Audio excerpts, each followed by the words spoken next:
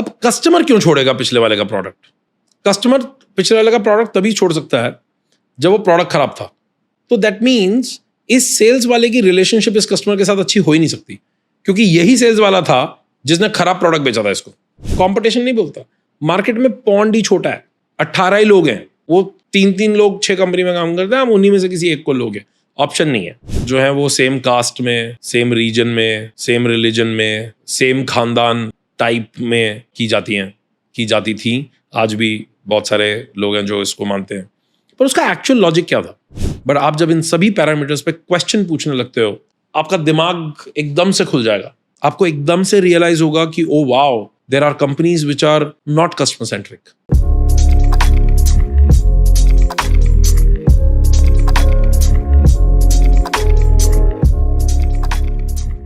Hiring from competition is, I at times feel, is almost like a trap. It's a double-edged sword, because if you think about it, I'm assuming here, and whatever I'm going to say, I'm going to assume this. आप competition से क्यों hire करना चाहते हो? आपका reason क्या है? आपका कंपटीशन से हायर करने का सबसे छोटा और मैं एक्चुअली बोलूंगा घटिया रीजन होता है कि वो उस कंपटीशन के कस्टमर्स ले आएगा। Most poaching happens in that layer, right? Worst reason, and it almost falls flat all the time. I tell you why. पहला, अगर आपने कोई सेल्स पर्सन रिक्रूट किया है, क्योंकि बिजनेस लाना होता है ना, रेवेन्यू चाहिए होता है आपको लगता है कि यार ये वाले कंपेटिटर का सेल्स का आदमी मिल जाए तो हमारा काम हो गया, क्योंकि उसके पास मार्केट का डेटा होगा, उसके पास लीड्स होंगी, उसके पास कस्टमर्स होंगे, वो उन्हीं को जाके बेच देगा।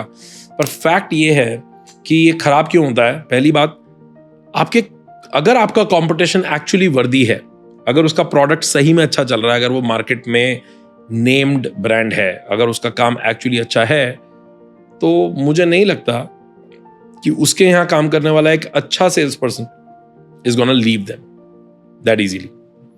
Second, let's assume that person leaves them,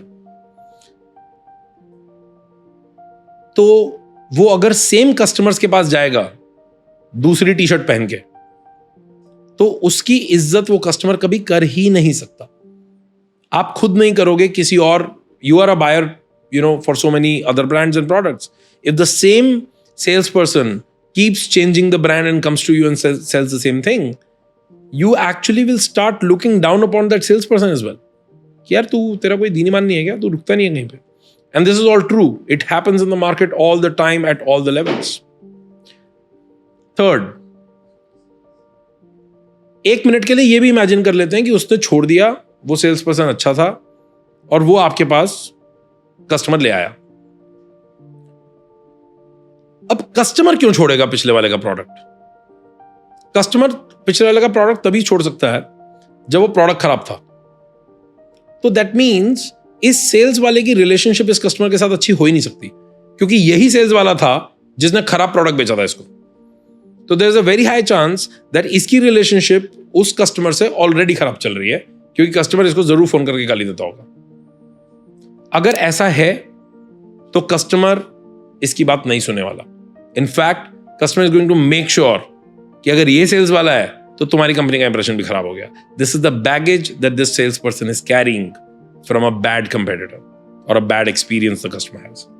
अगर आप कहते हैं नहीं कस्टमर एक्सपीरियंस भी अच्छा है, तो फिर वो कस्टमर उस प्रोडक्ट को क्यों छोड़ेगा? तो हो सकता है डिस्काउंट की वजह से छोड़ दे। So good sales person, good company, good product and customer. अब उसने जाके कस्टमर को बोला कि जी प्रोडक्ट ये वाला भी अच्छा है, प्रोडक्ट वो वाला भी अच्छा है, मेरी क्रेडिबिलिटी तो आप जानते ही हो, मैंने आपको पिछली बार अच्छा प्रोडक्ट बेचा था, good service, you are so happy with me, I am bringing you another product. तो दैट मीन्स आपको चीप देना पड़ेगा। हो सकता है फ्री में देना हो सकता है 50% डिस्काउंट देना हो। अब मेरा मानना है कि ये कस्टमर घटिया है, क्योंकि चलती हुई चीज को अगर 50% डिस्काउंट की वजह से छोड़ के आपके पास आ जाए सिर्फ इस बंदे की वजह से, you are going to have a very bad time with this customer, because this customer's own understanding of his own life is poor, or that customer does not value this product or this product category at all. Because अगर मेरे यहाँ पे accounting का एक software लगा हुआ है और आप आके फ्री में भी दोगे, नहीं लूंगा मैं, कोई तरीका नहीं है, मेरा अकाउंटेंट मानेगा ही नहीं, इससे कोई फर्क ही नहीं पड़ता कि आप कौन हो, बिकॉज प्रॉब्लम सेल्स पर्सन या कंपटीशन नहीं है, प्रॉब्लम कस्टमर भी है, प्रॉब्लम वो सब कुछ है. So poaching from a competitor rarely lands well, rarely. If you're poaching for customers especially. If you're poaching for skill, आपको एक पर्टिकुलर स्किल चाहिए जो आपके कंपेटिटर ने ऑलरेडी ढूंढ रखी है. Poaching can fail even then, because somewhere, feeling wise, anybody who is leaving a competitor and immediately joining you, I'm assuming in this that competitor company does not have a no compete clause. A lot of vertical companies, a lot of vertical players have a no compete, have a cool off period of some time. They at least bar their employees from directly joining a competitor if they are a very specific vertical niche. जैसे Infosys नहीं बोलेगा कि आप Wipro join नहीं कर सकते, because दोनों generic companies है. अगर इन्फोसिस किसी को बार कर देगा तो वो दोबारा किसी आईटी कंपनी में जॉब नहीं कर पाएगा, तो वो नहीं हो सकता. इन्फोसिस टाइप की companies don't do that, not because they are big, because they are generalist, because they are not specific. But अगर आप किसी बहुत ही स्पेसिफिक, अगर आप सपोज एक ऐसी कंपनी के लिए काम करते हैं जो बहुत ही निश सॉफ्टवेयर बनाता है, जैसे हम अपनी बात कर सकते हैं, हम लोग रेस्टोरेंट टेक करते हैं एंटरप्राइज रेस्टोरेंट्स के लिए. अगर कोई हमारे साथ काम करता है तो कुछ पोजीशंस के लिए we have a no compete for 12 months. And उसका मतलब सिर्फ इतना है कि आप मार्केट में किसी के लिए भी जाके काम करो, किसी भी पॉस कंपनी के लिए काम करो, बट शायद रेस्टोरेंट टेक में ये 4-5 कंपनीज के लिए 12 महीने का कूल ऑफ होना चाहिए आपके पास. This is signed by employees before coming in. So this is we make sure that we help them understand that. And there can be people who don't like it, which is fair, which is absolutely fine. We also don't want them to be here and then get stuck. We don't want to, get their career stuck. Now, if you think about it, poaching from a competitor for a key skill also does not land well, because the person who's coming to you also knows why are you hiring him or her? Why are you hiring them? Why are you looking for them? And if they know that, there's going to be a little bit of extortion, because they will charge you more money because you are getting ready talent. And they are 99.9% going to come in and do one of the two things or both. One, because they are coming from an outfit which was already set, they will come and force your internal company to become that. And God forbid that culture was bad, you're screwed. Because they will come and almost at every step tell you, ऐसे नहीं होता, मैं बताता हूँ कैसे होता. और वो जो मैं बताता हूँ कैसे होता है, that will come from the previous company. It's a copy paste. Because copy paste is actually their comfort zone. Because आपने भी तो बोला है कि आपको मैं लेके आया हूँ, अब बस बना दो इसको, immediately कर दो. And while watching, I'm sure any of you who has already done that or tried that even once, you will relate to this point by point, because I have rarely seen people succeeding by poaching from competitors. Early, mid, late, doesn't matter. There can be a third thing where poaching from competitors can be interesting. Domain expertise. हो सकता है कोई ऐसा part of domain है जो बहुत ही specific है, और वो कंपटीशन से आपको मिल सकता है. पर आई थिंक ऐसी अपॉर्चुनिटीज कम है. मैं एग्जांपल देता हूं. आप GIS डोमेन में काम कर रहे हैं, सैटेलाइट डेटा में काम कर रहे हैं, आप उसको मैं पोचिंग फ्रॉम कंपटीशन नहीं बोलता. मार्केट में पॉन्ड ही छोटा है, 18 ही लोग हैं, वो 3 लोग 6 कंपनी में काम करते हैं, आप उन्हीं में से किसी एक को लोगे, ऑप्शन नहीं है. And that person knows that you are not bringing them on board because they were working at X company. They know that you are bringing them on board for the domain expertise they bring in. They are actually going to bring expertise. You will be able to rely on them. They are not going to hit your culture wrong. They can, but ideally they will not, because you're bringing them for domain expertise. You're not bringing them for trick.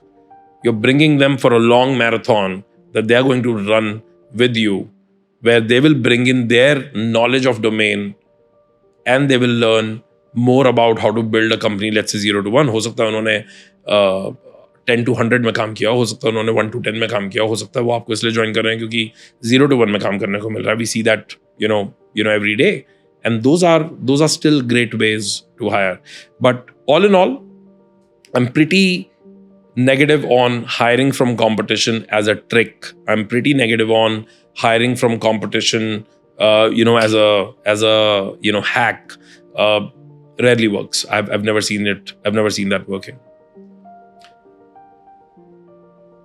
Another point that I would want to double click on is culture that you hire from. And this is irrespective of competition. This is from any company, anyone who is an experienced, person. If you're hiring them, please look at where are they coming from. वो पुराने ज़माने में actually कुछ तो ज़माना कुछ लोगों का तो अभी पुराना ही चल रहा है. शादियाँ जो हैं वो सेम कास्ट में, सेम रीजन में, सेम रिलीजन में, सेम खानदान टाइप में की जाती थी. आज भी बहुत सारे लोग हैं जो इसको मानते हैं. पर उसका एक्चुअल लॉजिक क्या था? उसका एक्चुअल लॉजिक कल्चरल अलाइनमेंट था. As new generation, we all hear all of this and we are like कि लड़की अच्छी नहीं हुई तो, लड़का अच्छा नहीं हुआ तो, उनकी आपस में compatibility नहीं हुई तो. But if you think about it, वो problem ये नहीं है. It's almost like saying कि your company is hiring a colleague for you and you are saying कि मेरी compatibility का क्या? मेरे बाजू में बैठ के इसने काम करना है, मेरे से तो कोई पूछो. And company कह रही नहीं, तुम दोनों साथ काम करोगे कल से, अच्छा चलेगा. बट एक्चुअली कंपनी किसके लिए, आपसे क्यों नहीं पूछ रहे हैं? क्योंकि company is gunning for cultural alignment. Company is trying to figure out कि कल्चरली आप दोनों साथ काम कर सकोगे या नहीं कर सकोगे. क्योंकि ट्यूनिंग तो इवेंचुअली बन जाएगी. I am almost sounding like all those panchayats who basically से नहीं हमारी बिरादरी में है. बट उन सबका लॉजिक था. वो लॉजिक ये था कि वो कल्चरल अलाइनमेंट बहुत इंपॉर्टेंट है. अगर कल्चरल अलाइनमेंट नहीं है so there is a 99% chance that in spite of skill, in spite of domain expertise, in spite of intent, this marriage is going to fail. This hiring is going to fail. They will do bad to you. You will do bad to them. Whichever way. लड़ाई में जीतता कोई भी नहीं है. Cultural alignment कैसे ढूंढे? Good culture का कोई बेंचमार्क एक नहीं होता. सबके अपने अपने होते. हो सकता है जो कल्चर मुझे ठीक लगता है वो आपको थोड़ा आधा अधूरा लगे. जो कल्चर आपको ठीक लगता है हो सकता है मुझे खराब लगे, एंड सो ऑन. पर इसमें मैं बोलूंगा कि कुछ एलिमिनेशन है. And over last decade and a half, there are few principles that we followed which helped us quite a lot. जब आप किसी पॉपुलर कंपनी से या किसी नोन कंपनी से हायर करते हैं, if a candidate is coming from, let's say, applying and coming from that company, it is your job to also dig a little. जितना आप कैंडिडेट से उसके बारे में बात करते हो, उसकी स्किल के बारे में बात करते हो, you need to actually talk to the candidate about how was the company, how was the culture. And one of the ways to dig into this deeper is to ask them कि explain a day in your life, in your current job and in a previous job to me.